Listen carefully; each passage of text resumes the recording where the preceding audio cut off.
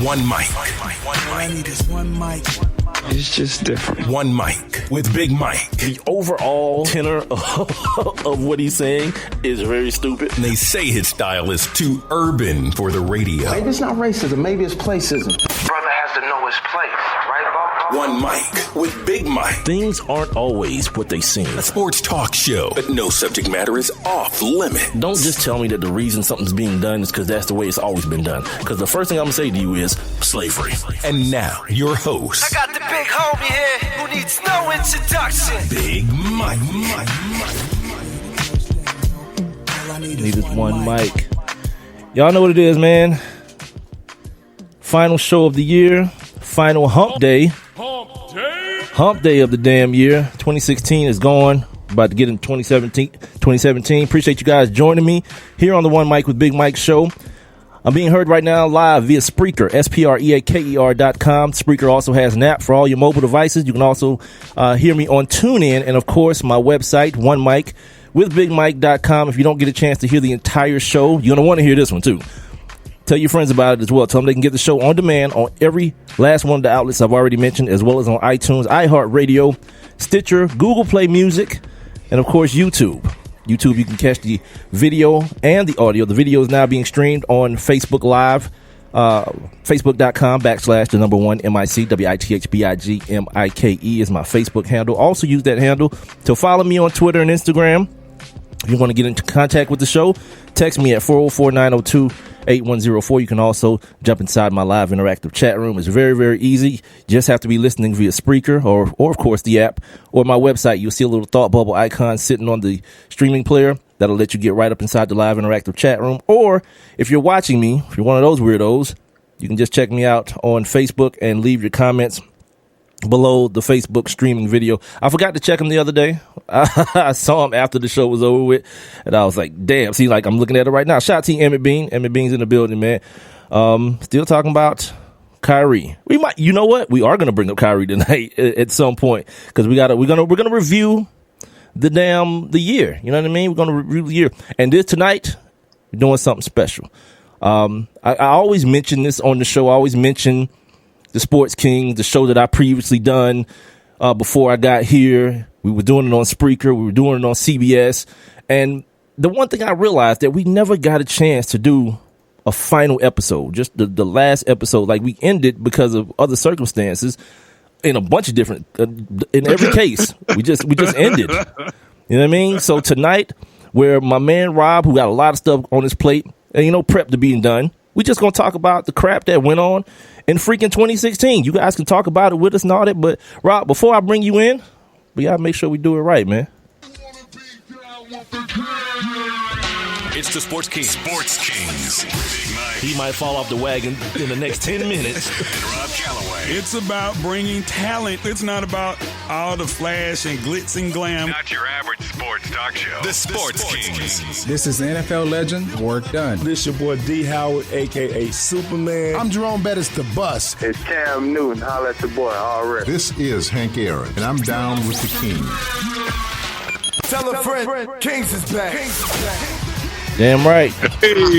Hey. Back one night only. If you ain't got your tickets, don't worry about it. You can always download and stream it later. So look, shout out to the homie Mark Cooper. See, this is what it is. Now I know how Mark get down now. Like when Rob show up, Mark show up.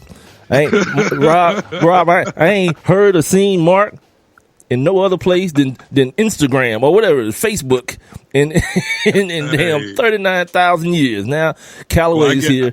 Everybody's in the building. I guess that means Mel from Southwest Atlanta go show up too. Well, maybe.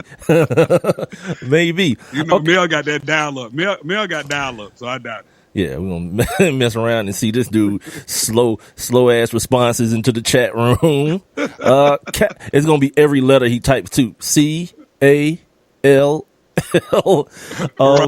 Right. These jerks don't know what we're talking about, man. This old ass man here in Atlanta used to call the show. So anyway, this is how it's going to go today. Like, Rob is not my guest. Rob is co-hosting the show. We're doing the final episode of the Sports Kings. We're going to talk about the year, the things that happened, maybe personally, in sports, politics. You know how we get out on the One Mic with Big Mike show. The same thing went for the Sports Kings show. We talk about whatever. We'll also, at the bottom of the hour, we'll keep format at the bottom of the hour. We'll do On This Day, since On This Day did start with the Sports Kings here on Spreaker. So we'll do that at the bottom of the hour. We won't take no breaks today. We're just going to talk hour and a half. When we're done, we'll cut this thing off, and everybody have a happy new year. And then we'll come back and do it on freaking Monday. Don't forget, Rob, tell them about the show before we get into all this crazy, and tell them about when the show is going to be on, what they can be looking forward to in the next year, and all this kind of stuff. Where's Calloway? Did Calloway drop out on me?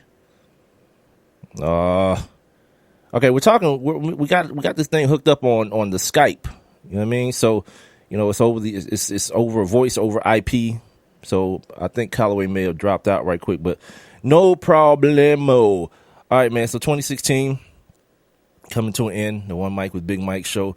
It's been a pretty decent year for the player. You know, this year was, marginally better than last year. So yeah, Rob just dropped out. He'll be back in just a second. And don't forget about put it on the poll. Hashtag put it on the poll .com. Hashtag put it on the poll. It's brought to us by sportsnewsandbrews.com, Rob Calloway's website. It's basically like this. It goes just like this. We post questions throughout the show. We'll hashtag and put it on the poll. It'll be up on my Twitter page at One Mic with Big Mike. You guys, if you got something you want to get off your chest and you want something answered by the people going into the new year, holler at us. We'll put it on the poll. POLL, Rob and Renee. These jerks. Yeah. Rob will ask me, is this some stripper stuff? Wait, what? Yeah, man. What? That would have been awesome. That would have been up your alley. Yeah, you're right about that, because we are bringing back Women Crush Wednesday next year in 2017. Yeah, put that on the poll. That's what she said as well. So before you dropped off, I was telling you to tell everybody about what's coming up on the HBCU report for the rest of this year. If you're doing anything for the rest of the year or coming up next year. No, we breaking, man. We breaking until next Saturday. We'll be back next Saturday morning, 8:00, right here on Spreaker.com. And we'll go pick up right where we left off. Of course, Grambling State closed out the football season with the Celebration Bowl victory, the HBCU national champs. So we're going to transition into basketball. But coming up next month, we actually have the Honda Battle of the Bands at the Georgia Dome, which is the college battle of the bands. Ooh. Yeah, so we'll be we'll kick the show back off, start previewing that with some of the band directors. And so just good times, man. Go keep this thing moving right along. You know how we do it. You hear that, black folks? There'll be a fashion show going on down at the Dome. And at intermission, there'll be a band on the damn field. Absolutely. So, we're going to wrap up the year. I'll start, man. I started talking about it before your connection dropped. The year's been pretty good, for the One Mic with Big Mike show. Incremental growth, picking up listeners here and there. The guest list has been cool. I just happened to look at it the other day, man. I was kind of, I don't want to say impressed, but I was like, okay, that looks like something official. Some of the people that I had the most interest in talking to, guys like David Scott, very intellectual guy from HBO's Real Sports. Mahmoud Abdul-Rauf was an awesome interview. I really enjoyed, and it was the timing of it as well. It wasn't just like, I want to talk to Mahmoud Abdul-Rauf. It was right during the Colin Kaepernick thing, which I'm sure we'll get to here in just a second. That was major, man. I actually, my boys up in Seattle actually got some of the excerpts from that interview. Word? Yeah, so, your boy was in the Great Northwest? Yeah, man. You know how we do it. I'm always plugging the show now. I'm always plugging it now. How the hell you just telling me this now? I would have really had the big head before this. Damn. Like you don't already. I don't, man. My show sucks, B. Come on, man. You syndicated on like 7 platforms, man. Like 7 or 8 platforms. Come on, man. It is actually 8. That's better than the Sports Kings ever. On broadcast radio. You're an idiot. Oh, freaking 1380 WAOK. So yeah, man, the show was good. Renee has helped out a lot this year, man. I definitely appreciate her, and moving on into the next year. Well, I don't really do you do the what is it called? The resolution thing, Rob? Is that the thing you do? No, I do the revolution. Yeah, of course you do. Yeah. And what does that entail? Well, I'm just saying, everybody has this thing about, oh, New Year's resolution, New Year, new me, and I'm like, man, that crap is so old. And, everybody's biggest New Year's resolution is I'm going to get in shape. I'm going to get fine by summertime. And it's like, come on, man. Like, it don't just happen overnight. Yeah, so that's what I say. I'm part of the revolution. Like, dude, if it's something that you want to do, you need to go ahead and start sooner. You got to wait till, you got to do it before January 1st. Exactly.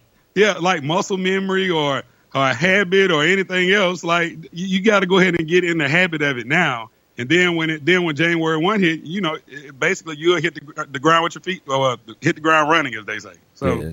And you are a Negro that knows about running. Shout out to Alan. I see you in the chat. I've been running all my life. I see you in the Facebook, or what is this called? The Facebook Live chat. What up, homie? Big L, he's in the building as well. You guys can join the show as well via the live interactive chat room if you just want to listen to the show on Spreaker or the app or my website, onemicwithbigmike.com, and click on that little thought bubble icon. You'll be up in there with the homie Coop and Big L. Renee's up in there as well.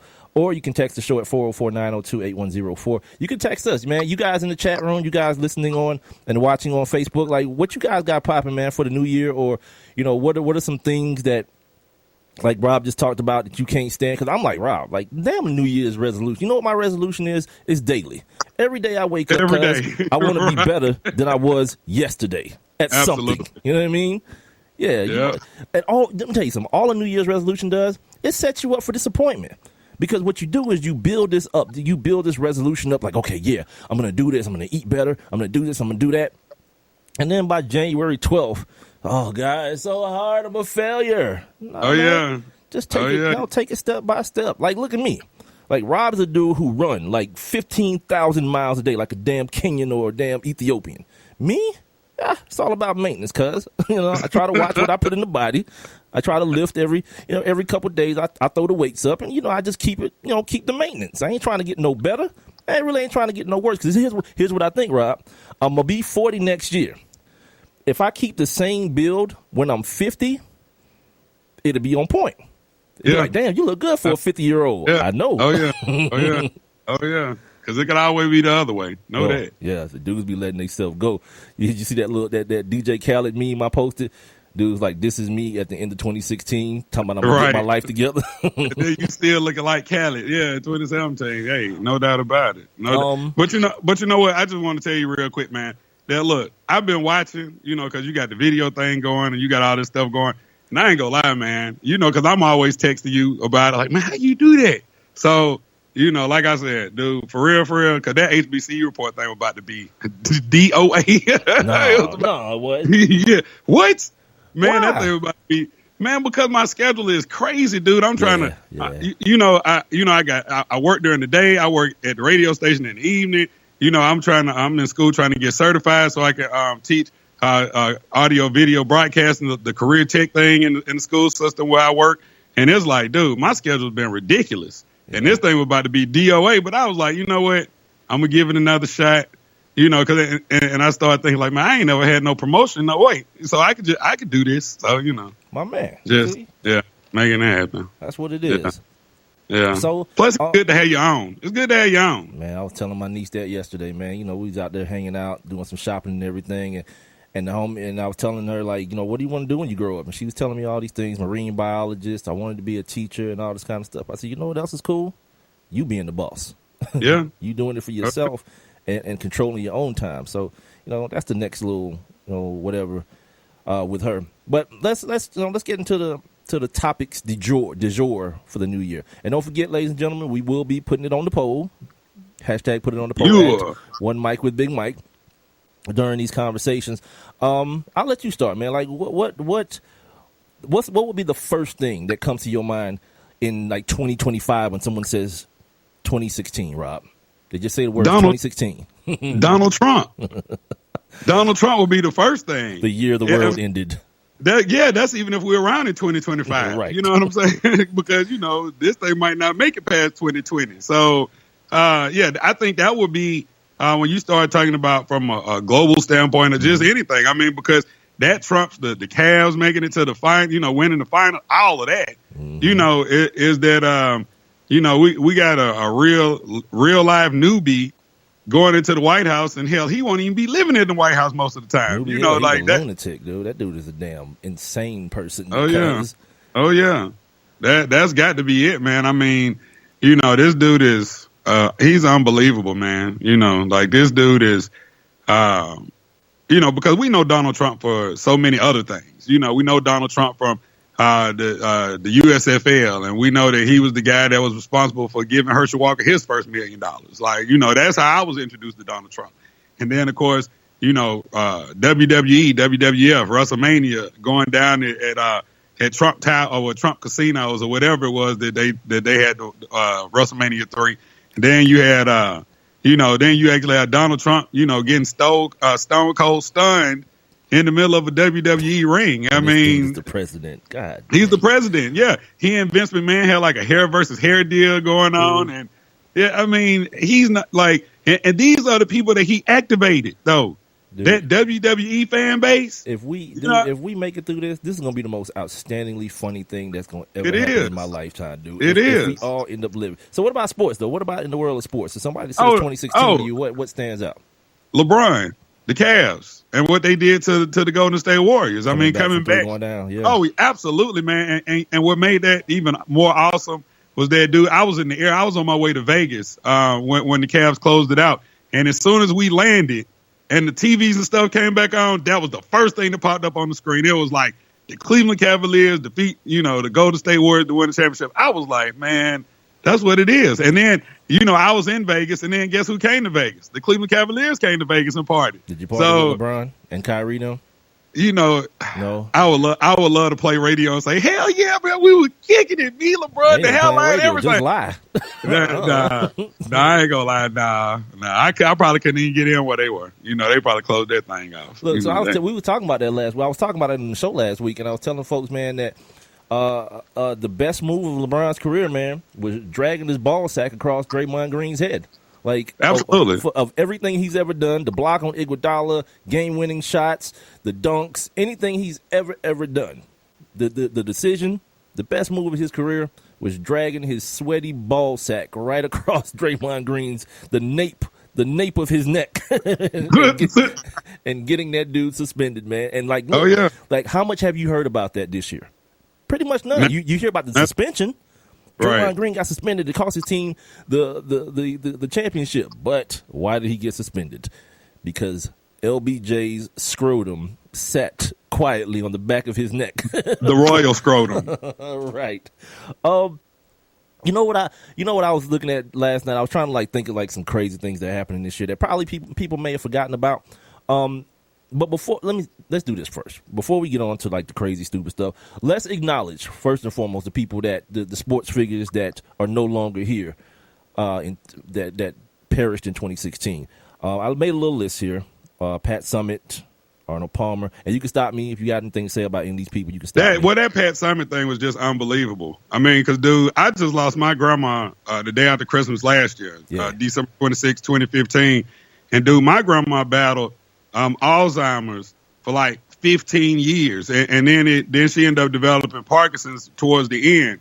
But that was just unbelievable to me that all the money that Pat Summitt had, all the resources that you know she had access to, and that thing just took her out, man. Yeah. Like that really caught me by surprise. You know, when they came on and was like you know she had passed. That really caught me by surprise. Arnold Palmer died, but you know he lives on in one of my favorite beverages. So absolutely, shout out to Arnold Palmer. One of my favorite people, man, Craig Sager. I only met the man once. I met him at a Sports Authority in Buckhead many years ago when I first started radio. I never really met him and sat down and talked to him. I know people who have, and everyone who speaks of him so highly, man. But just here recently, Craig Sager, he lost his battle to leukemia. Lawrence Phillips, great running back, great college running back from the 90s, University of Nebraska running back, very, very troubled, often troubled, man. After he left school, he apparently, his family don't believe it, but Fair. These dudes are idiots. Big L, LOL, balls on his neck. Yeah, they were right there. Like the part that you get lined up right at the bottom. Yeah, his balls was right there. Like, yeah, if it had been hair, it would have been like one of those old school rat tails. Right. Like Bobby Brown or some damn body. Right, a shag. Jose Fernandez, the star, the young up-and-coming star pitcher for the Miami Marlins, was out on the boat. They ended up finding out that he was coked up and drinking and everything. And I heard somebody say this after they came out with the toxicology report. Like, look at them trying to smear this man's name. I was like, smear it how? They're not saying he was a dope fiend. He was a young kid partying and probably doing some blow and having some drinks. You know what I mean? Yeah, that's not smearing. That's just the facts. And his life ended up, ending on that particular day. 2 guys died in pretty much same kind of fashion, same place. Will Smith, former NFL defensive end, Ohio State standout, died in a road rage incident in New Orleans. So did Joe McKnight, who died at the hands of a white fella who the police decided, you know what?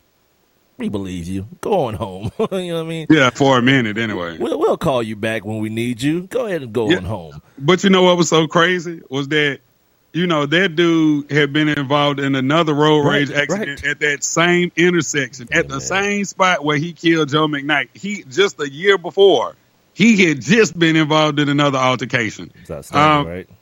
Dude, it's obviously not safe down there for anybody. But but that Will Smith thing, I really... Dude, they convicted your man in like 10 seconds, cuz. Right, right. The jury deliberated, took him 39 seconds, and he came back with a guilty verdict. Like, wait, what? And they do it crazy in New Orleans because they did that on a Sunday night. Yeah, exactly. Exactly. Everybody watching, the Cowboys game or something like, wait, what? That happened today? Today, right now. They hit this dude with like a manslaughter charge on Sunday? No mercy. Hit that dude hard. And like I was telling the people, man, I still don't know, Rob. I read all the things. I read the testimony from his friend and other people who testified in the case. I don't even know that he was wrong. To be honest with you, but Will Smith is a dude that everybody loves. But according to the police, Will Smith had a gun, but the gun was still in the car. According to what they said, that he never even got the gun. So, if that's the case, then dude was lying, and he deserved to be in the pokey. That's just the real deal. You can't just kill somebody. Now, if Will Smith had pulled out a gun, then that's one thing. Then, then that's when you hit him with the, I fear for my life. My life was in danger. My life flashed before my eyes. That's the thing. That's what they're going to try to pull in this Joe McKnight thing. In New Orleans, their stand your ground law, the other person don't even have to have a gun, much less have one on their possession. They don't even have to have a gun, period. And you can claim that bull crap. Yeah, but Joe McKnight, he didn't even get out the car, did he? He got shot in the car. No, I think the other dude was in the car. The white dude was in the car, and Joe McKnight. Oh, he was in the car. Okay. Yeah, they're going to try to pull all that out and say, yeah, he's a big black guy with dreads. What is he supposed to do? Kill him, right? Right. Yeah. Right. Who else? John Saunders, man. One of my favorite shows. I hadn't seen it since he died. And I just thought about that today. I was like, damn, I haven't turned on the sports reporters on Sunday morning since John Saunders died. Not like consciously. I just thought about the day that I haven't done that. Yeah. But John Saunders, that kind of caught everybody by surprise. That was one of those surprise deaths where everybody woke up, to that kind of news, I think I was watching ESPN when it happened, and Hannah Storm came back from break, and her eyes was all damn red, and she was dude. She's always the one, because I remember being on my treadmill when she came back and broke the news that Stuart Scott died, and damn, she did him too. Yeah, everybody she's had to do that. She's had to do that at least 3 or 4 times. Yeah, dog. If Hannah Storm doing the news, shawty, everybody stay at home. Well, you can't do that because John Saunders was at home and just didn't wake up. Yeah. Dennis Green, man. Dennis Green died. Who was I had somebody on the show after he died, and we were talking about Dennis Green and how people have kind of just, I guess, reduced his career down to that one rant after that Monday night game. And Dennis Green, Rob, was so much more than that. You know Oh, what yeah. I mean? He was a guy who took chances on players. He's a guy who was one kick away from the Super Bowl. Falcons fans remember that. MF ain't missed a kick in 2 years, and waited till the one he had to make for the whole team that was undefeated too, wasn't it? Yeah, it was undefeated to go to the Super Bowl, and Gary Anderson jerk ass missed the kick. Well, you know, of course, he coached at Stanford as well. Absolutely. You know, and he and Bob Whitfield, good friend of ours, he, you know, I talked to Bob like right after it happened, right after the news came down. I called Bob, just, you know, I was just talking to him about it, you know, and it was just like he had nothing but good things to say, you know, about you know how this guy, you know, taught these players to be, you know, to carry themselves as professionals at the collegiate level, you know, and when it's so easy to, you know, when you 18, 19, 20, 21, it's so easy to be anything but, you know, a consummate professional.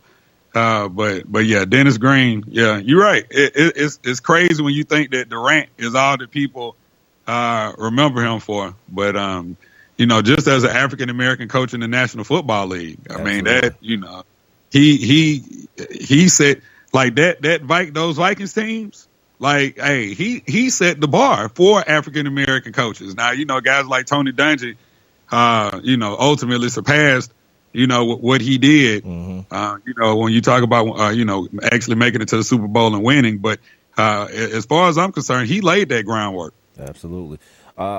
These jerk offs. Emmett, can you get Bomani on? I don't know. Can I? These are the scheduling guests for the show.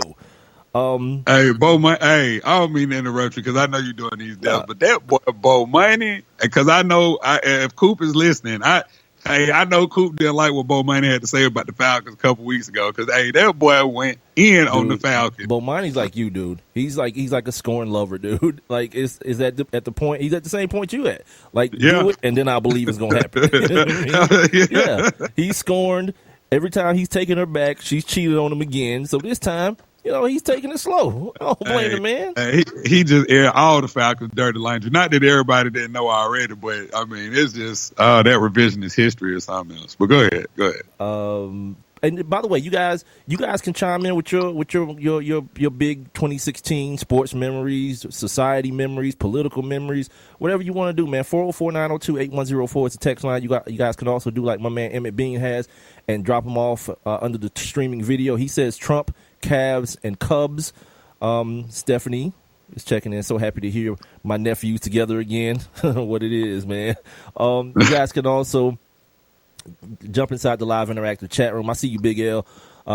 Coop is in the building as well, and Renee's up. Okay, so Renee has breaking news. You guys can get in the chat room, Spreaker.com, the Spreaker app, or One Mic with BigMic.com, and click on that little thought bubble icon to get you right in the live interactive chat room. So Renee has just revealed to the world that she is going to have a small human being here in the next coming months. She's going to birth a miniature human in the next couple of months. Yeah. Well, you heard it here first on the Sports Kings. Yeah. Well, One Mic with the Sports Kings.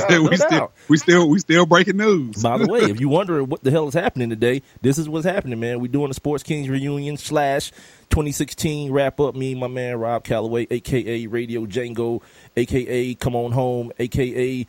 Running to Live, home. Not Living to Run. Come on! Rob got this thing about people's hairline. Like, if your hairline, like, if it, like a millimeter, if it skip a beat a millimeter, my man's like, you got to cut it off.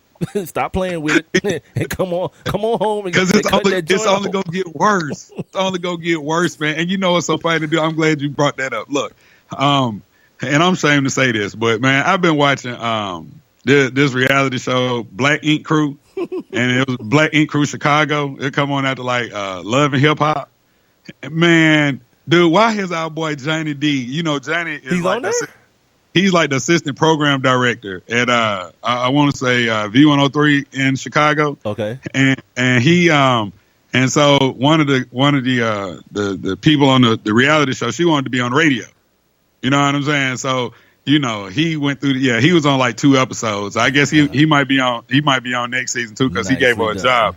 Yeah, but I'm like, look at Johnny, and that's all I can think about because you know he balled. Now he came on home fine. Yeah. But you know that dude rocked that James Amos, that James Evans, that Cleo McDowell, that 2 Chainz pulled up to the scene with his ceiling missing.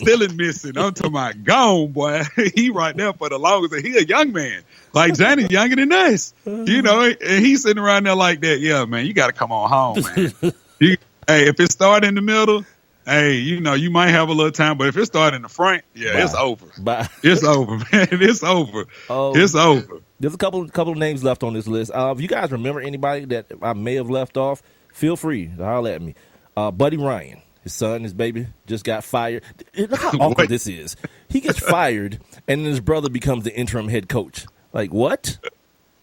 Is it his brother? No, not his brother. It is. It's his brother and another dude. Yeah, the other dude. Okay, so they named him. They named Rob like the interim coach. Yeah, like what part of the game is that?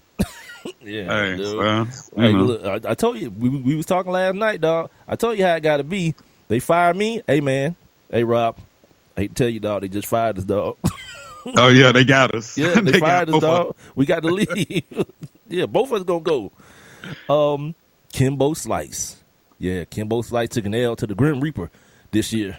He's gone. Dude, that was another unbelievable one, man. Like he have to go though, because at that point he had one in life. Did he have to go? Did he have to go? At that point, he had one in life. It wasn't gonna get no better for Kimbo. Dude, what kind of mess is that? Did he had to go? He peaked.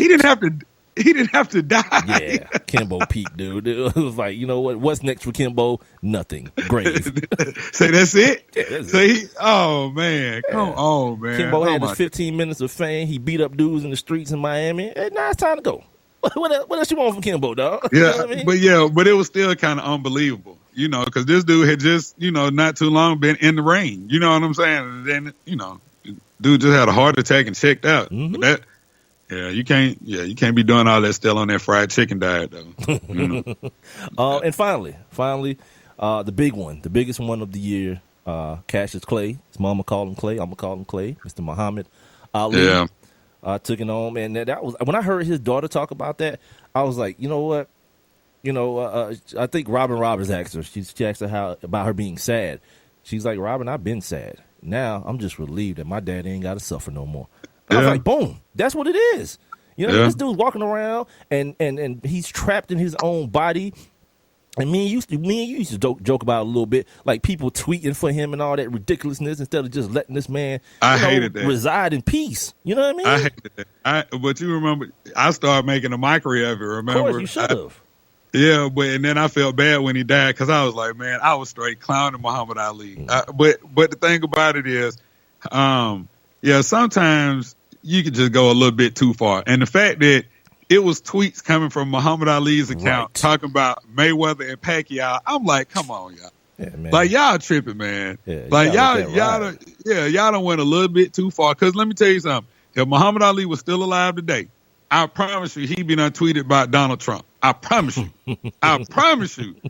Like, they just, it was just going a little bit too far. And the thing about it was that while I joked about it, I understood what was going on because, like, as I just mentioned, like my grandma was going through that same thing. So I knew what they were going through, and I felt like it was a damn shame that they were just making a mockery because I would never be on Twitter speaking for, like, my grandma. My grandma said this, like, no, she didn't. You know what I'm saying? And that was my whole thing when they would tweet. Like, Layla, you got your own name. Why don't you just, like, y'all tweet from Layla's account? Let Layla talk about the fight. Like, we know Muhammad ain't said nothing. But she's on the new Apprentice now too. She's on Donald Trump's show, which is weird. He's the president. He's producing but whatever. All right, tell you what. Let's take a little intermission here. Not necessarily a break, but let's take a little intermission. This is the portion of the show where we used to take a look back and give you guys some little factoids and little tidbits on some things that happened back in the day in history on this particular day, and we call it On This Day. Now, let's take a look back. On this day. Okay, Rob, on this day in 1902. Oh, I remember that so well. Go ahead. Slavery was over, wasn't it? Yeah, slavery was over in 1902. Yeah, kind of. Oh, yeah. They said that. It was a rumor. Anyway, the first indoor pro football game took place. Syracuse beat Philadelphia 6-0 in Madison Square Garden in New York City. They had a football game. They played in the Garden.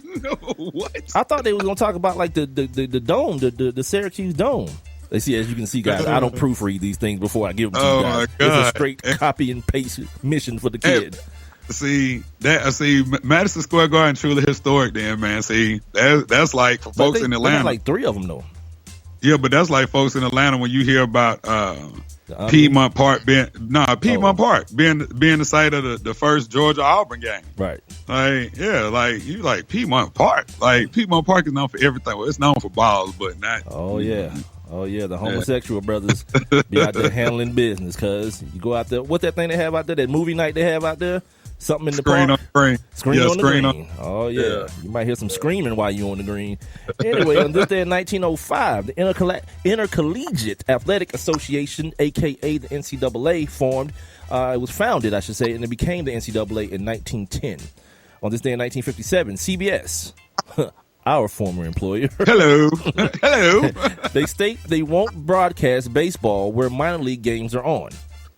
On this day in 1975, the Hail Mary pass became a thing when the Dallas Cowboys beat the Minnesota Vikings 17-14 on the last second play. I don't think that was Roger Staubach that threw that. I think that was Randy White, the quarterback, who threw that? Yeah, that sounds like we'll get our crack staff on that. On this day in 1991, 8 people are crushed to death at a RAP basketball game in City College, New York City, New York. That's unfortunate. Crushed by what? RAP. What was that? When was that? It's in 1991. We was in like. Oh yeah, I remember that. Grade. Yeah. 7th, 8th grade. Yeah, that's when they had that.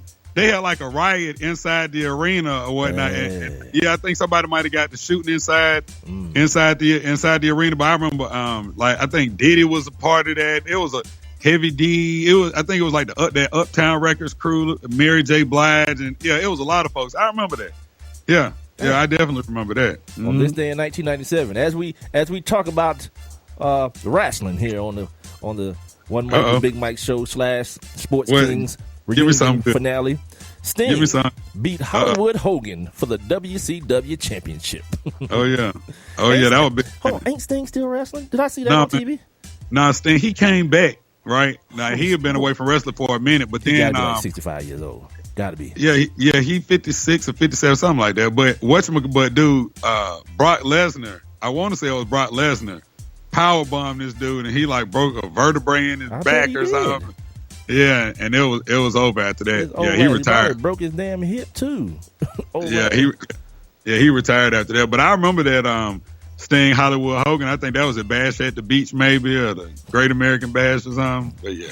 Oh boy. Stinger. And finally, on this day in 2008, the Detroit Lions.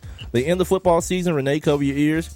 They end the football season with no damn wins. 16 losses, the worst losing record in NFL history. The Lions got to take on the Packers next week. They flex the game in Sunday Night Football to make sure everybody's watching. It's a winner take all situation. Whoever wins the division and gets to go to the playoffs. So that is your final on this day of 2016 on the Hump Day here with my man Rob Calloway, the Sports Kings reunion. Also wrapping up the year that was 2016.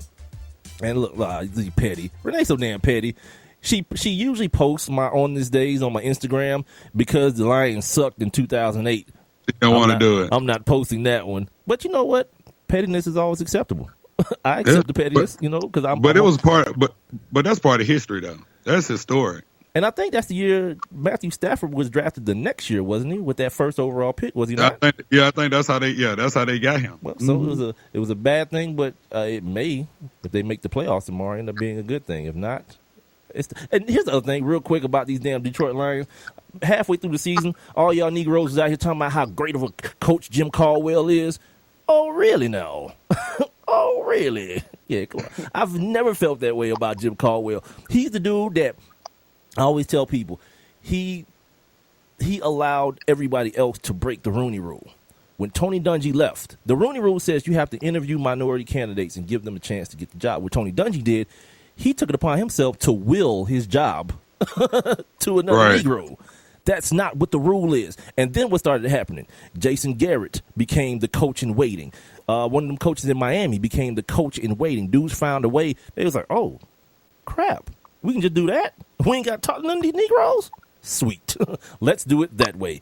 Hire an old-ass coach, and then hire the young-ass coach we really want behind them, and then fire the old-ass coach, and then get our guy without having to sit there and talk to no Negroes, no Polynesians, no Mexicans, no Hispanics, none of that. Yeah. Yeah. That's who Jim Caldwell is, the dude that helped break the Rooney Rule. Congratulations, Jim. Anyway, what else happened this year? The Warriors won 73 games, Rob. And this is what I want to ask you. I had Kenny Anderson on the show earlier this year. I see you have him on a regular. That's your boy right there. Yeah, man. Kenny was real cool. But here's what he said when we talked about the Warriors. He said, and it made me think of you when he said it, that winning 73 games means nothing. Nothing. It means nothing, Rob. Nothing, dude. If you don't win, they only play 82. Dude, if you don't win the chip, though, man, it's all for naught. Smoke. It's all for naught, man. Like, can we not just say it minimizes it, but to say it means nothing? That's almost like saying they could have just might as well went 0 for 82 then. Well, I'm just saying that's just like saying, well, they were the regular season champs. There's no such thing. It just seems like it's so hard to win games at the professional level. It is. To win 73 of them. But what have you always told me, right, is that in a 7-game series, what? The best team wins. The best team would win. The best team wins. Right. The best team wins. Right. Man. So we saw in June, we saw June 19th, if I'm not mistaken, was the day that they won. June 19th. Damn, that dude got the date down. Well, my birthday is June the 20th. Oh, there it is. But and I was in Vegas, so I definitely remember. But we saw the best team win. We saw LeBron James and the Cavaliers come from a 3-1 deficit and win the NBA championship. So, if the Warriors were really the best team, then they would have went ahead and they only had one game to win. This is true. One game, and you can't tell me that it's all because of Draymond. Like one game, one freaking game, dude. We've seen Clay almost like on pace for 100 just a couple weeks ago. Yeah, pace, like we've seen this dude score 35, 40 points in a quarter. Now you mean to tell me that they couldn't have won one game? Well, here's the thing, man, and this is something that I know you can appreciate, and I said this last week. It's a bad matchup for Steph. Like Kyrie is it's like boxing, right? Like styles make fights is what they say, right? And sometimes you see a dude that can just like Ronda Rousey and that chick. She had her 15 minutes, didn't she? What was her name, dude? Oh, she's gone. Yeah, no one remembers her this time. The chick that beat up Ronda Rousey. No, not Misha Tate. What was her? Somebody help us out in the chat room. I can't think of her name. I know who you're talking about. Yeah, the chick that beat up Ronda Rousey. Right. The chick did knock her out. After it was over, when I was reading everything, all the MMA people were talking about it was just a stylistic thing. Like she's not necessarily better than Ronda Rousey, like as a total package, but stylistically, everything that she does well, it capitalizes on the things that Ronda Rousey does bad. And when you see a dude like Kyrie, we saw it on Christmas Day. Kyrie and Steph, Kyrie is a different type of animal at the point guard. Holly Holm is her name. Holm, yes. Kyrie is a different animal at the point guard position, and Steph is real cool. And you know how much I love to watch Steph Curry play basketball when he's on. But when you get a dude that's so physical, playing a dude that likes to shoot jump shots, it's going to wear him down. That dude is going to get worn, dude. It's not necessarily that Steph is a terrible defender. Steph is the type of defender that Allen Iverson was. Not really cool on the ball, but like last year, Steph led the league in steals. You know why? Because he's a good anticipator. He's got great hands. Right. But you start bodying that dude, he's different than Allen Iverson in that way. He's not as tough. Like Allen Iverson's going to fight you. Not literally fight you, but he's going to fight you on the basketball court. Steph, he's just not made in that mode. You know what I'm saying? So when he sees Kyrie, it's different than when he sees Dame Lillard or when he sees Chris Paul or even when he sees Russ. Kyrie's a different dude. So I just wanted to ask you about it. And you know what I also thought about the other day when it comes to this team, and we'll move on here in a second. Right. That they are the new standard. They're the standard that every other team throughout history now is being measured against. Yeah, but you know what? When we was growing up, did you ever hear somebody say, I bet the 96 Bulls could beat the 89 Lakers? That was never a conversation. It was. It was just allowed to stand on its own. But for whatever reason now every team is compared to Golden State for whatever reason. Why do you think that is? Well, I think because they changed the game. Like with that small lineup, with that small lineup, and they became dominant instantly. Like once Steve Kerr took over that team, like they became dominant, and it's like the system works. I mean, because you see, Steve Kerr was gone, and Luke Walton held down the ship, right, and they went on a hell of a run. So, they changed the game, and so now everybody else is trying to catch up to them. Like now dudes don't want that big man. That's why the Hawks end up with Dwight, because everybody know that if you want to win a chip, like a big man's not even necessary at this point. Not the way that this game is played. Let's talk about that too, because that happened in 2016. Man, for my folks here in the A, D. Howard came home, and apparently everybody's like crazy quiet about it. This happened the other day, and I told Renee to remind me to put this on the poll. Hashtag put it on the poll, brought to us by sportsnewsandbrews.com. Put this on the poll, Renee. When do you start watching NBA basketball? The beginning of the season, the Christmas Day games, or do you wait till the playoffs? Hashtag put it on the poll at One Mike with Big Mike. When do you start watching basketball, Rob? Like consistently watching basketball? Around Christmas. I mean, I just went to the Hawks game the other night when they played the Timberwolves. I wanted to see. Anything special happen? Nah, man, I wanted to see Karl Anthony Towns. Newsworthy happened while you were sitting in the stands? No former coworker. Yeah, ignore you. Yeah. Shouts out to Ryan Cameron. Ryan always blessed me with the tickets, but yeah, I saw our former former manager. No words. Rob has no words. Yeah. I mean, it was just so awkward. I'm like, man, you just can't spin around and act like you don't see me. Like, but you know me, I'm always about the moment of awkwardness anyway. You know what I'm saying? Like, I live for that. So yeah, here's the thing people were talking. So Rob says he starts around Christmas. Like now, I feel good about basketball right now. So I try to watch as much as I can. But I'm gonna tell you why. Just really quick. This is why. Is it because the Falcons are good? Well, no. Because see, around December, it's cool, and I'm one of these dudes that I always feel like you always see like the best clothes. Like the cold weather clothes, the cool weather clothes. I always feel like people always dress their best when, under those conditions. And, Dwight Howard's just been, this dude's just been like a model on the runway, man. Like this dude's suit game, it's just so phenomenal. You're so ignorant. Like I'm wondering if you've been hollering at our boy Kevin Willis. Shouts out to Kevin Willis. He got the 5-5, clothing store. Kevin Willis was on the show this year as well, man. Shout out to Kevin Willis. Yeah. Kevin Willis, that's our boy. The sports king. But absolutely. Dwight, he had on the suit the other night, so fire. I'm like, man, bumper Dwight Howard jersey. I want a D Howard suit. That's what he gonna be doing. The operative word is he had on the suit the other night, and that goes into exactly what I want to talk about. My man, at the beginning of the season, Dwight was like cleaning the glass, rebound, and Al Horford's not Dallas. He's in Boston now, and Al ain't that dude. Al's a dude that's he's gonna get buckets. Get you a couple rebounds. He's going to fill the stat sheet up a little bit. And his rebound total ain't going to be that high. So all the folks down here in the A, when the Hawks was like at the top of the East 4 games into the damn season, look at that. Look at what's happening now in Boston. Now it's crickets. Don't nobody want to say nothing now that actually Al Horford is a better fit. And I was talking to my man Jovan Buha from ESPN on Friday, and I brought it up to him. He's a dude that covers basketball, and I wanted to get his perspective on it. He's like, yeah. Remember I told you the other day we was talking?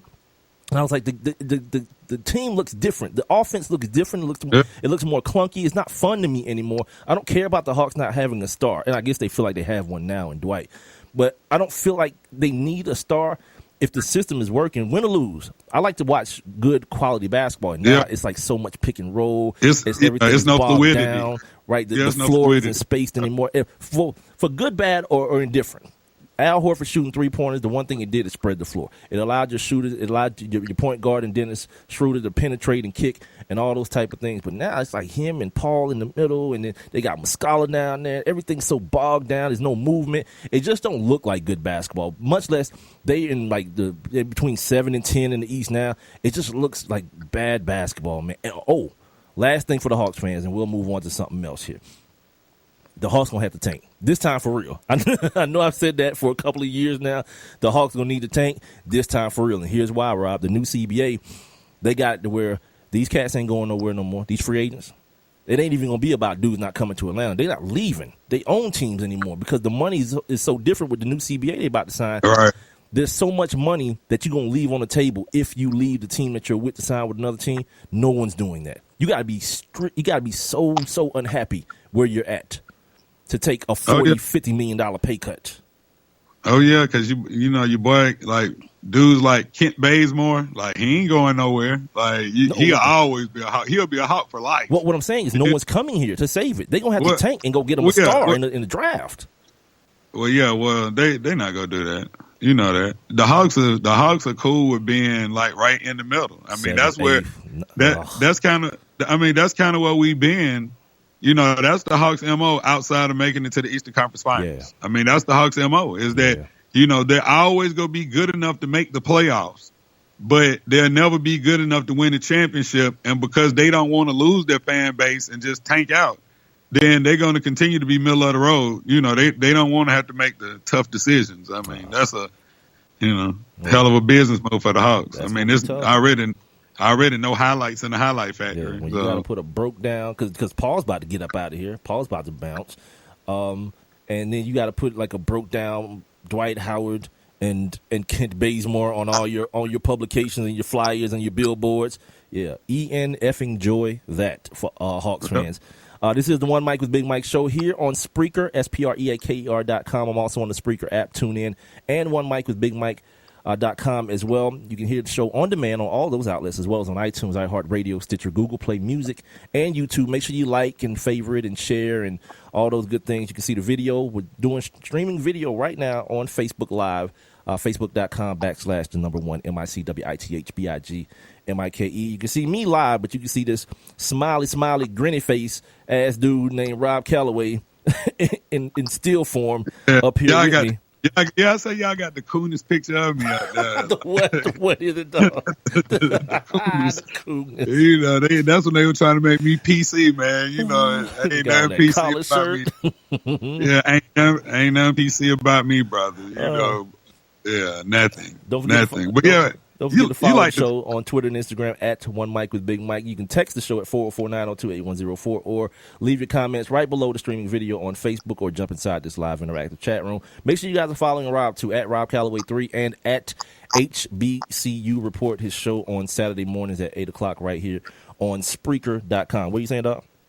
No, I'm saying you like the Tom Joyner of internet radio now, dude. Like you just went through. You just went through all of these different platforms. Dude, I'm doing good just to be on the little 3 or 4 I got going on. Like, dude, you just named like 10 different ways. Like, you can see me, you can hear me. Like, do you have an interactive where they can smell you? Like, see what kind of cologne you got on? Like, by the way, you guys can also check it out on Rat Race Radio too. I got to figure out what's going on with that. But what is that? I don't know. They asked me a long time ago if they could put the show on their platform, and I said yeah. And then the other day I got an email saying that the 2 dudes that started the company had a fight, and this person was telling me that they're the ones that are taking over now, so I can just holler at them with any questions. And I'm like, oh, I forgot all about this, but appreciate it. Dude, so somebody see that's major, man. Like, dude, you gonna be out of here.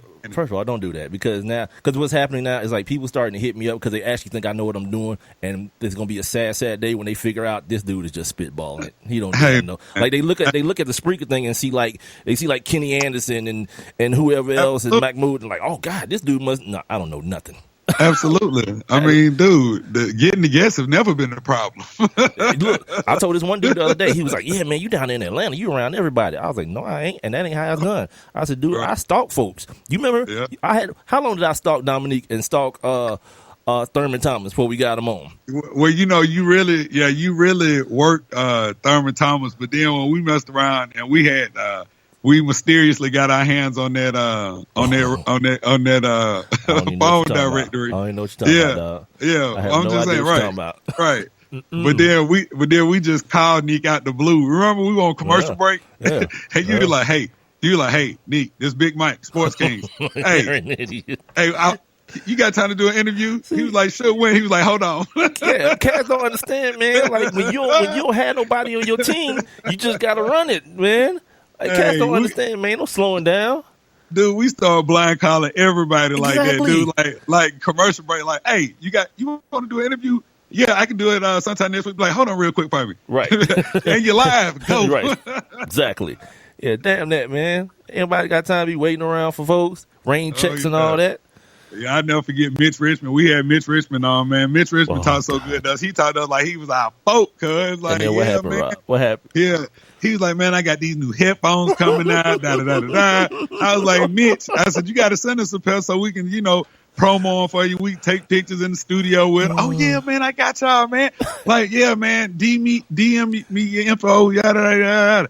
Man, we ain't been able to get in contact with Mitch Richmond since, man. I tried to hit him the other day, as a matter of fact, to be honest with you. Come on, man. I'm talking about he got us, boy. Here's what else happened this year. This year, the Lakers had an incident, and it had nothing to do with Kobe retired, though. Kobe retired, had 60 in his last game, but this was a little bit bigger than that. Well, no, it wasn't. I'm totally BSing. Swaggy P and D'Angelo Russell. Swaggy was in there bragging about banging other chicks. Oh man, Snitchgate. His man had him on tape. The tape got out, the video got out, and the next thing you know, Swaggy wasn't in a happy home no more. But look, here's what I said, Rob. Like, your man was probably, living foul, letting the tape get out. But where we from, dude, if you talking into a camera anyway, because it wasn't like he was doing it secretly, you was talking into the camera, so cause you might as well be a snitch too. You snitching on yourself. You call on yourself. Yeah, you're doing dirt, and you got this dude filming you talking about your dirt. Like, come on, cuz. And then what ended up happening with Swaggy and Iggy Azalea? Like, she forgave him, but then what happened?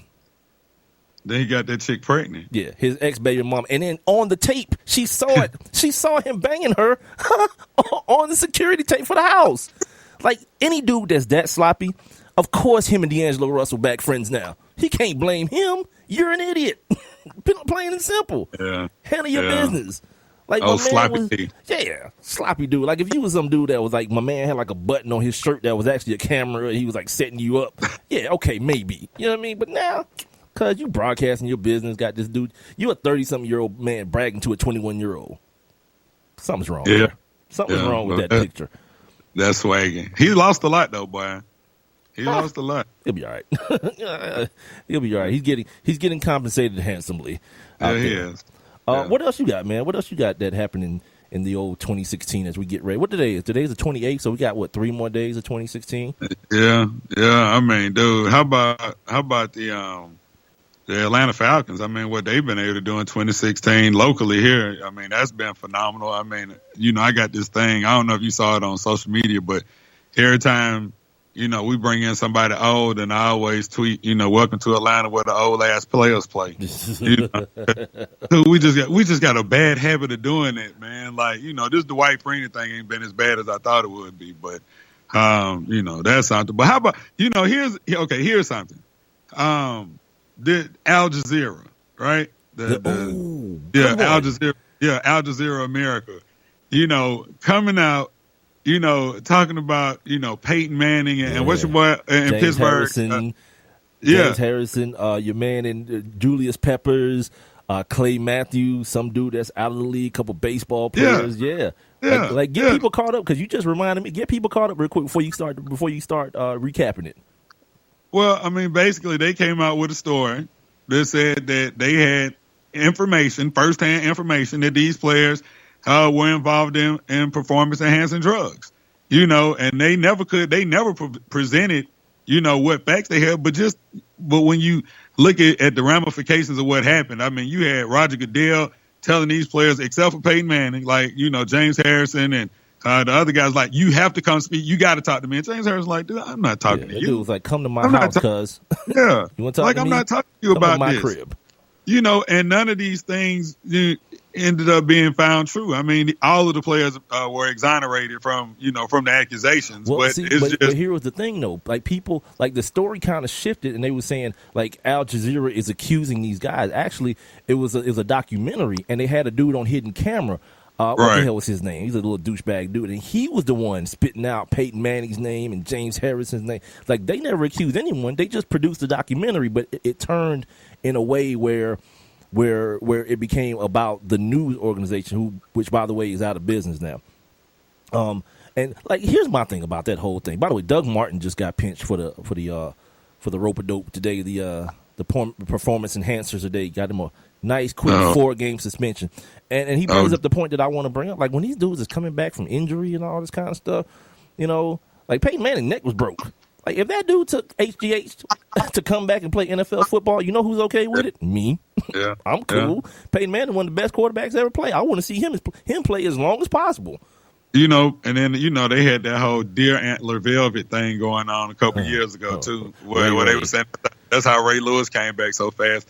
And, you know, I told you that, because we just doing this, but I told you that one of our former coworkers, former NFL player, I went to his crib and he had the whole kit, the whole deer velvet kit. Well, I'm talking about. It didn't work for him. He's still fat though. Or it's not supposed to make you like ripped. It's just supposed to make you come back early or something. No, I think it's just supposed to help your muscles regenerate and that kind of stuff. Oh, you know, he was like, his body was made of pudding. We worked. Yeah, you know, but you know, he limped. You know, he had those bad knees and all that stuff. So it was supposed to be like a kind of like an HGH alternative. But I still got enough loot. Get the real HGH. Like, you ain't getting tested no more, cousin. It ain't illegal. Yeah. Well, you just never know. The network, the NFL network might have because do you remember when was it Wade Wilson? Do you remember when Wade Wilson coach got popped for it? Yeah, for HGH, and he was coaching. Yeah. He got suspended. Like, hold up, man. But you know what that stuff is, right? It's that stuff you see on TV at like 2:00 in the morning, Nugenics. That dude, that old man who's like real ripped up. That's a real dude, and he really looks. Well, he's dead now, but he really looks like that, and that's what it is. These older cats are using human growth hormone because I mean, obviously your body stops producing it on its own at some point, so they're using these human growth hormones to become younger. Like, look, I don't give a damn. Do what you want to do, man. Like, yeah, all that people with their morality about, oh, don't smoke weed, oh, don't take HGH, whatever, man. These dudes are playing a car accident by the minute sport. You need to smoke some weed to get past it. What my man named Sean Smith, dude that played at South Carolina, played a bunch of years in the league, was on the show the other day. That dude was like, I was high on the field. I know it was. He was like, I used to smoke before. I was like, how you do that? I like, you just hit it before you left the crib, or you went around the corner real quick in your uniform and sparked it up real quick. Why you thinking about that movie? What was that TV show? Playmakers. Like when your man had on his uniform, he was in the trap house trying to score some rocks. Yeah, he was freebasing. That's like some Ricky Williams type stuff, right? Dude, that's what I'm thinking about. Like, dude said he was high while he was playing. I'm like, damn. So how long the high last? He had to do it like close to game time or something. Dude, I'm saying, but just think about the NBA. Like dudes like Mookie Blaylock and Rod Strickland and there's a couple of other players. I just can't think of their names right now. But yeah, them dudes was out there playing, like out there geeked up. Because that's how they do it. Yeah, NBA that's how they do it on. Yeah, I mean, so I could see that. I definitely could see that. Here was a crazy thing. Laramie Tunsil at the draft. Like, we can laugh about it now, but it was like on some jaw dropping stuff when it was happening. Like, my man is like getting ready. I'm about to be like the first, second, third pick. High draft pick. 20 minutes before the draft, this dude got a gas mask on with a Confederate flag behind him. Dude, high as hell. Dude, that's like, it couldn't be scripted any worse for a potential first round draft choice. You know what I'm saying? Like you sitting there waiting, and the next thing you know, it's like your phone going off, your Twitter blowing up, everything blowing up, and you look and you like, oh, they got me. Yeah, but that was just the tip of the iceberg, really, because when you start going into the whole thing with him and he was with Robert Condici. Right. Yeah. He just snitched on him. At the draft, at the combine, it was like, who else was this? He was like, it was me, it was Laramie. Like, what you doing, dog? I can't really be mad at him. Well, no, I can't be mad at him because it was after the fact, Rob. Like, my scenario happens during the incident. Like, if the police show up and I start hollering it, all right, Rob, come on out. They called us. That's different. It happens during man, this months later. He at the combine on the stage talking about, okay, let me sing. It was me. It was Laramie. It was my brother. It was so-and-so. Like, what you doing? What part of the game is that? Yeah, you just go ruin it for everybody. But see, Right. here's the thing. They weren't worried about everybody else because it was like your dumb butt that jumped out the window. Right. Cause On some, you know what on I'm saying? What it's called, Rob? That spice on that. Yeah. That synthetic marijuana. Like, dude, why was you even smoking synthetic marijuana? Like, They don't test for it. They don't show up in the test. That's why. They about to have these kids killing themselves because they don't want to smoke weed. But don't you see what it does? Like, dude, you see on the news these cats be running around butt naked, Right. doo-doo in their hands, smearing it on themselves, like, running around with doo-doo on their hand, chasing folks. Like, dude, you don't want to smoke that spice, man. I dude, I ain't gonna lie. I did try it one time when it first came out. Yeah, I tried What it. happened? I ain't gonna lie.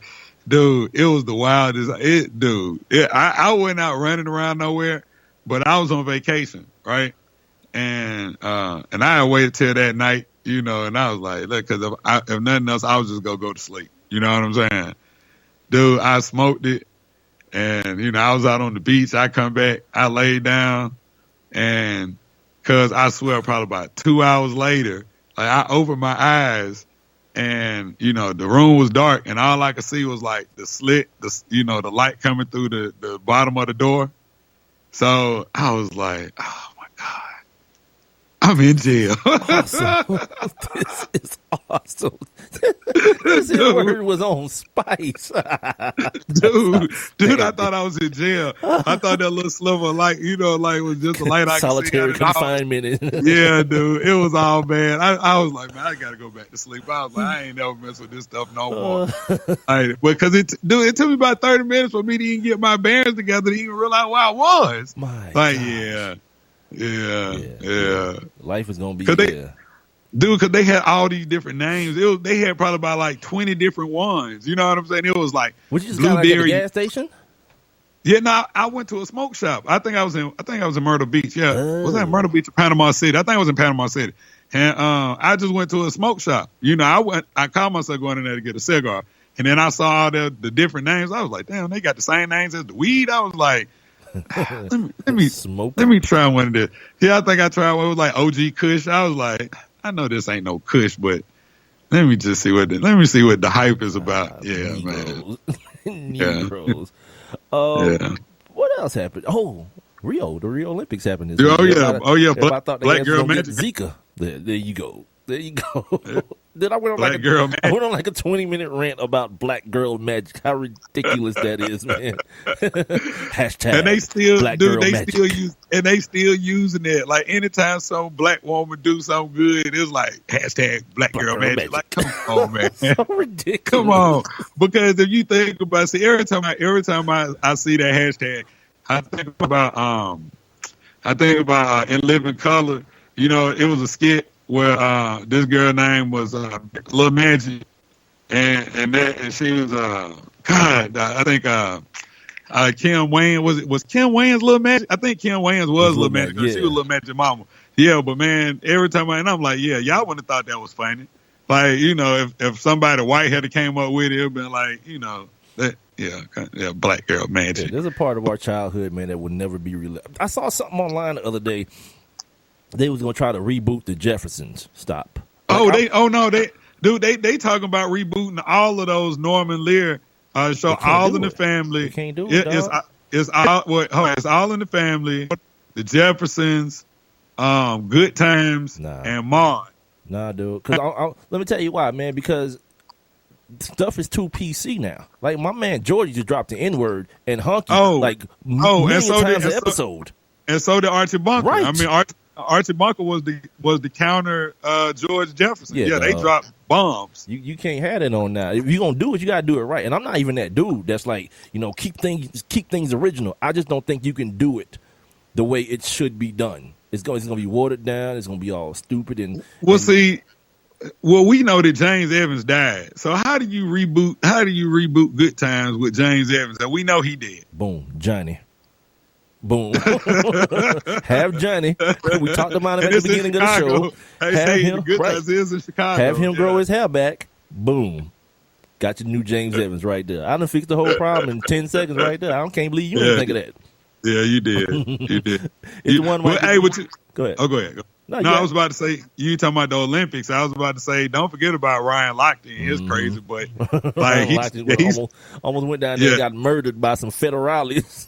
You know what I'm saying? Like that dude. And then he lost all his endorsements, but then because he's that persuasion, dude ended up on Dancing with the Stars and everything, man. Hashtag white winning or white losing. Yeah. That's how white people lose.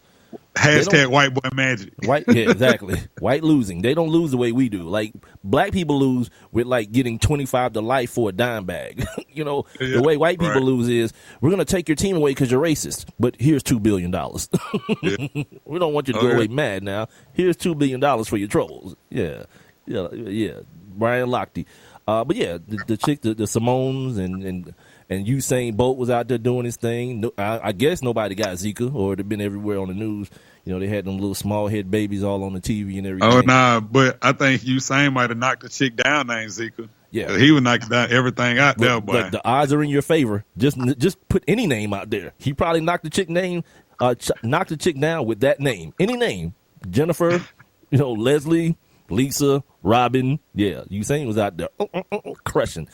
The fastest man alive. Hell yeah. What else happened? We got about 20 minutes. We're gonna end this thing after about 90 minutes.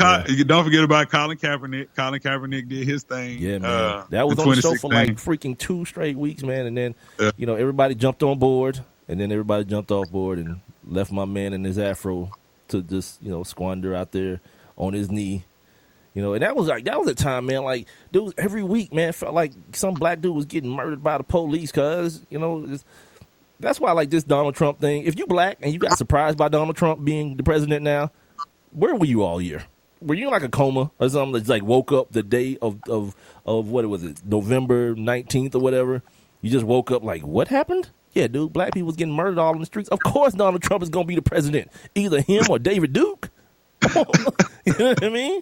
Of course that was gonna happen. Yeah, man. Oh, yeah. Then Kaepernick was like, I'm done, man. I can't take this no more. I ain't standing for that damn pledge.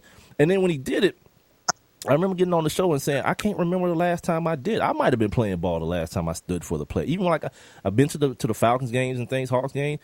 You get to the Hawks games late. No one gets there on time. But you get to the Hawks game or Falcons game, I just don't stand up. I just sit there.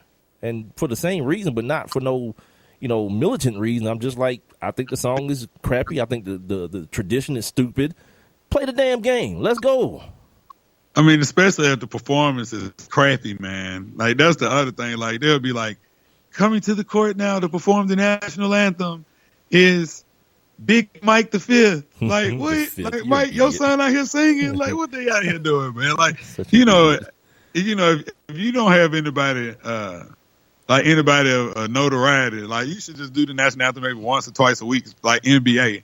NFL, I can see them doing it. But because it's once a week, it need to be good. It just takes so long. They got that big-ass flag out there, and everybody got to fold it back up and just start the game. I'm here for that. But let me just share this with you, bro. While we talking national anthem in 2016, the Magic City Classic 2016, first of all, it was a great event, Bama State, Alabama A&M. But, man, Melba Moore performed the national anthem before the game. Yeah. Boy. Bad or good? Hey, I'm saying, is KILT bad or is KILT good? It depends. Use it in a sentence. It's like a spelling bee. I'm saying, use it in a sentence, please. She killed the national anthem. Ooh, would you think that was good? Yeah, I still don't get it. It could be good. It could be great, actually. But it could be terrible. yeah, it's more on that end of the spectrum. Oh, terrible. And, hey, man, dude, she got to the end of the national anthem, and like the last few words of the national anthem, like, and the home of the brave, never got sang, dog. Damn, she just gave up. Never. What happened? Did she just drop the mic and walk away? I mean, she might have well just dropped the mic. Oh, Melba. Because she got all caught up into that, right there at the end. At the end, they try to go for it, and she... can't do it. You're an idiot. And then the house announcer was like, ladies and gentlemen, Melba Moore. Only at a black event. Only at a black event does it. Oh, that's so awesome. Somebody like, dude, man, she cut took this too dog long. off. She took too long, man. National anthem don't supposed to be that long, man. Good If for your her. national anthem, like Aretha Franklin sang the national anthem for like 6 minutes, like that ain't supposed to happen, dog. Well, like, Aretha got to drag them titties out there too, though. So, oh man, did you see she that? used to think taking. I saw the posts, but I didn't see the video because I ain't got 6 minutes to waste on Aretha and her titties. Dude, there is no reason that the national anthem, a song that should be over in like a minute and a half. Dude, we sang the national anthem in elementary school every day. And it was over with 60 seconds, dude. 90 seconds. But it's a wrap. You know you can't give Negroes creative license. Did you not? Wasn't that you co-hosting the Sports Kings with me when we both listened to R. Kelly do "Step in the Name of Love," the national anthem version? Was that not you that that heard that dude tell people, "Put your hands together" during the national anthem? Yeah, had broads and dudes in the ring. With ball gowns on, stepping in the ring. Yeah, dude. You can't give did. black folks creative license over stuff like that because we don't know how to handle stuff. We don't know how to handle stuff. Yeah, I know what I'm going to do. I'm going to make it 17 minutes long. I'm going to bring out a choir, a band, and a recording booth all at the same time. Yeah, dude. Yeah. Dude, it was way too much, man. I mean, but that Aretha thing took the cake, boy. I mean, she knew the words, though. But then Aretha was missing some teeth. Like, dude, that was just a bad look, man. Like, damn. Yeah, man. She did it. So that meant you got distracted by that gap, that snagger tooth gap right there, like for 6 minutes. Like 6 minutes, and the camera wouldn't go to the other side. They stayed right there on the snagger tooth side, and she just kept on playing. All right, dog. See, and I'm gonna go ahead and warn you, dog. It's 3 more days left in 2016. If the Reaper come get Aretha before today and the first, I'm gonna remember you talked all this junk about Aretha before the Reaper came and got it. But you know who I killed? Dude, you know who I killed the other day? Wait, dude, I killed George or Michael. Figuratively. Oh, dude, okay. I killed George Michael like 12 hours before we knew he was dead. Oh, look, dog, like, dude, he's another dude that won. That dude was gay in the 80s and made it through. He won. Oh yeah. He won. I mean, it sold 100,000 albums. Yeah, he winning. Yeah, dude. But look now, me and my aunt on the phone Christmas Eve night, and we talk about this lady that we know. Actually, you know, Credit Cartel dude from Jim Crow, the one that was singing on Trillville, some cut. Yeah, him. His mama loved George Michael. I'm talking about, that's how I know about George Michael. So I was just talking, I was like, boy, because it's going to be a sad day when George Michael died. I said, boy, Phyllis going to lose her mind, da-da-da-da-da-da. So me and my aunt, we just laughing about it, laughing. And boy, I'm talking about 12 hours later, they were like, George Michael is dead. I was like, oh my God. I killed George Michael. Like, oh my God. This is one of the most awesome things to do at the show with you. And we can laugh about this dude being dead and you figuratively killing him off. That's so awesome.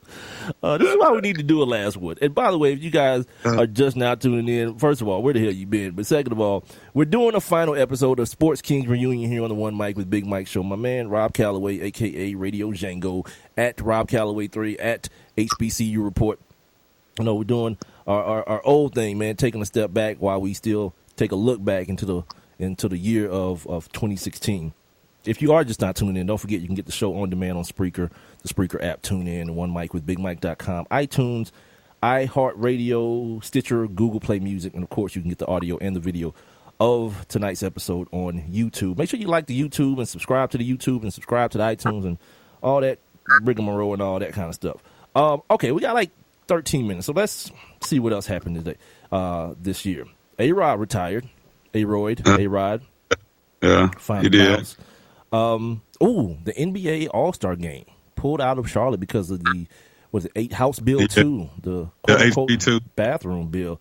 That happened. And these jerk-offs, I was just talking to my man Alec the other day, these jerk-offs had a special session to try to all right, let's go ahead. The people in the state don't want it. It's just these whack-ass politicians and they crazy, bastardized religion and all this kind of stuff. They're what is it called, morals and all this kind of stuff. They kept it any damn way. Alec was like, this damn state, I don't even know what to do. Like, yeah, I don't know either, Unbelievable. Yeah, dude. And they losing money, bleeding money. How's that a thing? How is your racism that powerful, or your racism, your homophobia? How are all those things that powerful when you like, I don't care if we go broke. So what? I know one thing, a dude that was born with a penis but now is a woman won't be in that damn bathroom. Like, what? Really? That's the cool thing for you? Yeah, like I heard this dude on Def Comedy. Have you seen the new Def Comedy Jam? No, there's a new Def Comedy Jam? I thought it was, but apparently they only did one episode. Tony Rock, Chris Rock's brother hosted it. Dude, it was damn funny as hell, man. They trying to bring everything back because they got a new show talking about the Apollo. I saw the previews to that. That dude said, "Man, don't be bothering me about no damn transgenders going to no damn bathroom. Where the hell they been going? Tell me that."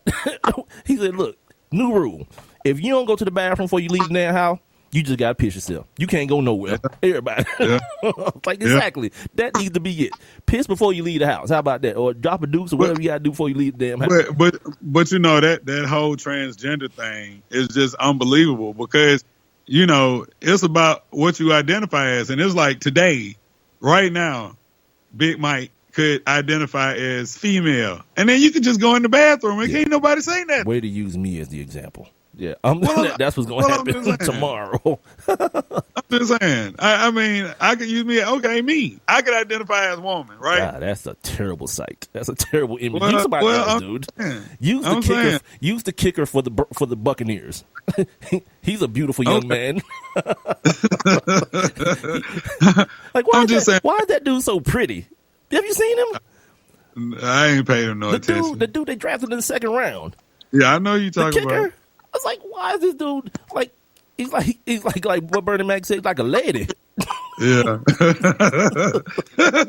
His hands are nice and supple, like a lady. Right. But that's what I'm saying. Like, okay, him. If he identified as female, and it's not like you go somewhere and check in, you know what I'm saying? Like, dude, you could just be a perv and see some chick go in the bathroom. You be like, I'm identifying as female, and then you going in the bathroom. But it's just that simple. But that would entail that somebody that's a perv wouldn't do that anyway. You know what I mean? Yeah, like, but that would be the way that they would get off because they would be like, hold on.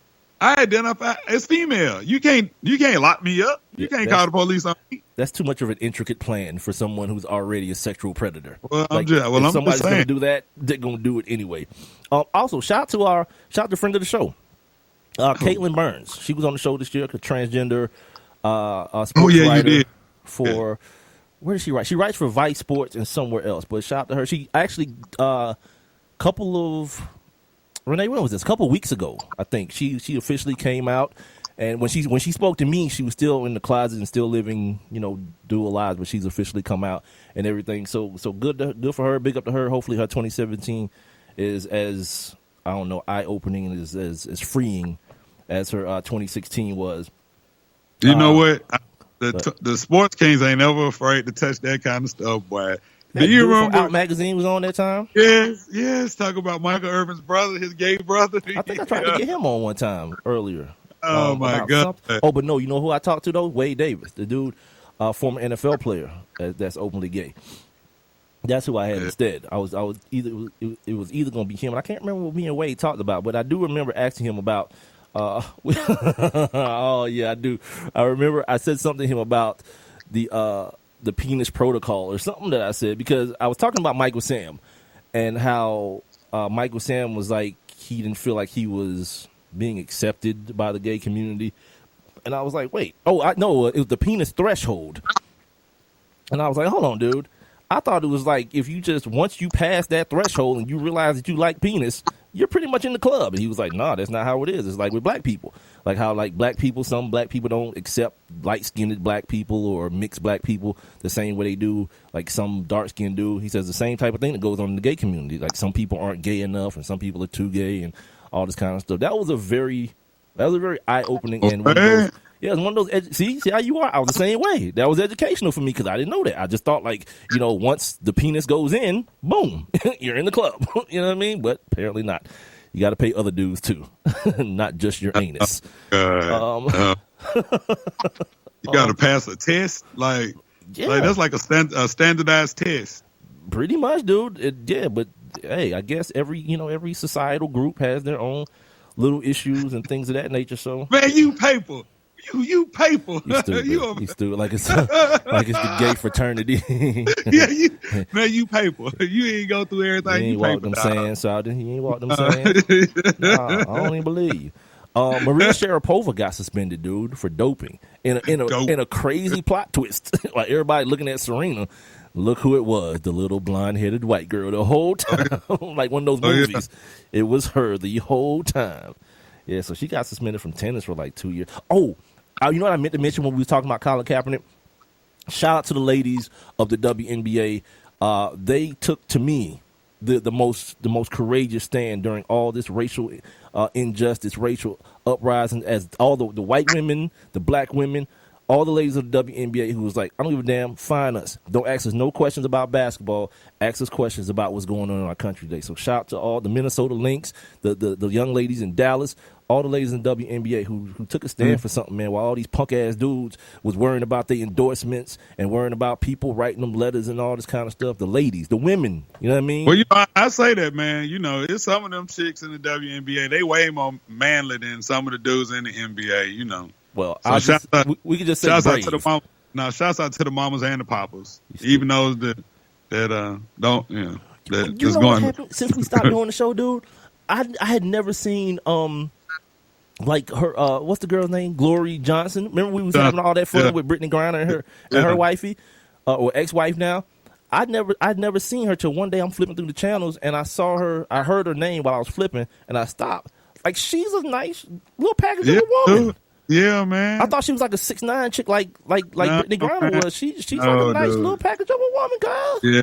And you know she's converted back to the penis. Did you know that? I know. Mm-hmm. So she didn't get her card. She didn't pass the test. Maybe she did, and just like I don't like the results. Mine likes to beat me, so I'm dipping. I'm going back. Damn, Brittany Griner. Yeah. Daddy of the year. She's like the Dwight Howard of the WNBA. Stop. You're right. Just slanging D. I don't know how, but she doing it. Doing it. Adam LaRoche, the kid for the. I did a lot about this. I talked a lot about being a bad parent. he retired from baseball because they wouldn't let his kid come to school. To the locker room. Yeah, come to the locker room every day. It wasn't like they said he can't come no more. They was like, he just can't be here every day. And my man was just like, you know what, then? I'm going to leave this $13 million on the table and go home. Again, white losing. That's how white people lose. Like, you know what? I don't need that $13 million. Like, wait, you don't? Can I have like a part of it?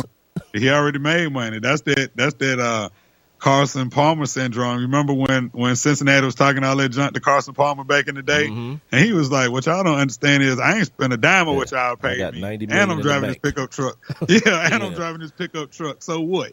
Wait, I ain't playing for y'all no more. As we close out here, let's just kind of rapid fire him, man. Tebow said he's going to play baseball this year. What the hell? Oh, yeah. Good luck, Tebow. He don't need no damn luck. He's Tebow. He circumcised underprivileged kids. You don't need luck when you do that. What kind of fan? What was that? A Georgia fan he saved on the airplane not too long ago? Yeah, dude. He's laying hands on MFers. He's the new Benny Hinn, but with pecs. He's still doing his thing. What else happened? Josh Brown, the kicker for the Giants. Oh yeah. They act like nobody was gonna notice he was beating up on his woman and still playing NFL football. It's like, don't worry about what you're looking at over here. He's a good kicker. Yeah, he damn sure was. He was kicking her ass. You got all the evidence every time it ever happened, and it's just like, oh well, he's just the kicker. He's just the kicker, but that never would. That never would have happened if that was James Harrison. That would have never happened. Ray Rice at the crib like, WTF, cuz? Right. What going on? And he's still trying to make a comeback. Nah, Ray is over, Ray. Yeah. I'll actually get Rob. What position does he play? Running back. Yeah. It's over. Yeah. I know. Yeah. But the one thing we kind of glanced over, the Chicago Cubs winning this World Series. That. The question is like, what's the next big? I actually asked this as one of my questions of the day. Like, what's the next big sports story? Like the big national sports story. They're really like my man Peter Quill was like the Falcons winning. No one cares but the people here in Atlanta. No one would care. The same way no one cared that the Seattle Seahawks won. The same reason no one but people in Denver cared that the Denver Broncos won. The Falcons win the Super Bowl this year. It's gonna be like finally for the people here. No, how about Dallas? How about Dallas? I think they could end up being the story. I mean, think about the national. I think that's a story for Jerry Jones. That finally he was able to do it without Jimmy Johnson. Finally, you know what I mean? Well, he did it without him. He had your boyfriend, the Brown. Come on now. You know how that worked. That's like saying John Gruden won that damn Super Bowl in Tampa Bay. Well, yeah. You know what I mean? Your talent was there. You showed up and babysat somebody else's kids, and they just didn't burn the house down. Pretty much. That's a name, Barry Switzer. Yeah. Oh, Barry. Barry trying to get a job with Donald Trump, too, by the way. Remember Barry Trump? Barry Switzer came out when them white boys, them SAE boys, was singing that racist song, and he's a part of the frat. He was like, I've never heard that song. That's not something we do. All right, then where it come from, cuz? Where it come from? Because we all know fraternities are all about history and tradition. Yeah. I've never, and now all of a sudden he want a job with Trump. Barry, you ain't fooling nobody. Just put the hood on, cuz. Just put the hood on and burn the cross, and we'll know what time it is immediately. Ain't nobody gonna be mad at you. You got a couple Super Bowl rings, couple national championships, or whatever. It's all good. Yeah, I've never heard that song. Oh, we can't leave without talking about this. Your boy Roger Goodell finally got his big fish.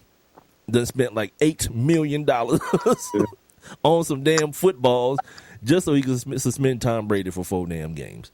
And then it didn't even. I mean, shoot, what did they go 3-1? Yeah, like they didn't. They lost the game where every quarterback in the history of the Patriots was hurt. Yeah, we got to see Jacoby. We got to see him, become the first African American quarterback to actually start for the Patriots. What's his name? What's his whole name? Jacoby Jones. Nah, I don't know. I don't know. I just know you don't know. His name is that ain't his name. I think his last name is Jacoby, ain't it? No. Are you sure?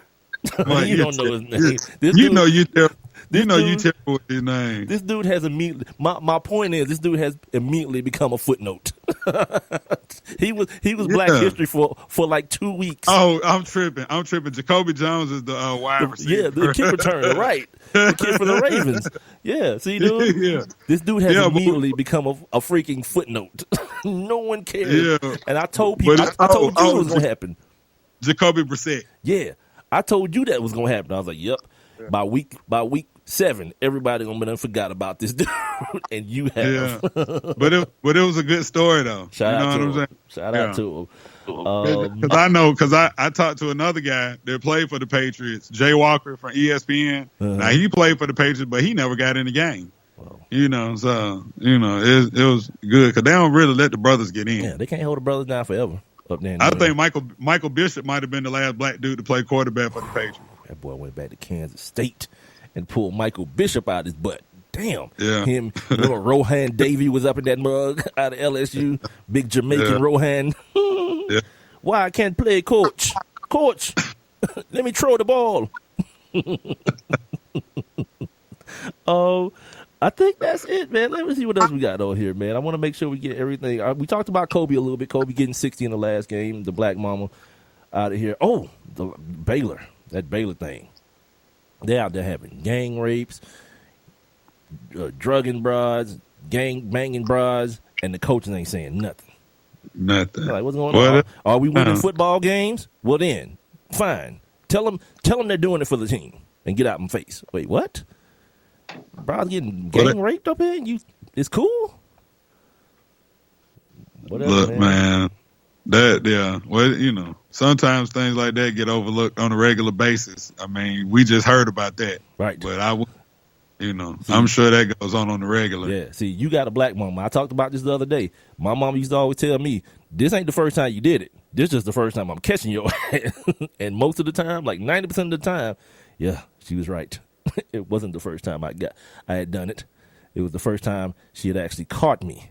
But Baylor got to come back. I'm like Paul. Like the one thing I agree on Paul Feinbaum on. Same thing I said about that Penn State situation. Be out. They got to shut that thing down and reboot it, man. Like the NCAA just going on like this thing is like it's gonna fix itself. Is it? No, but that whole Penn State situation.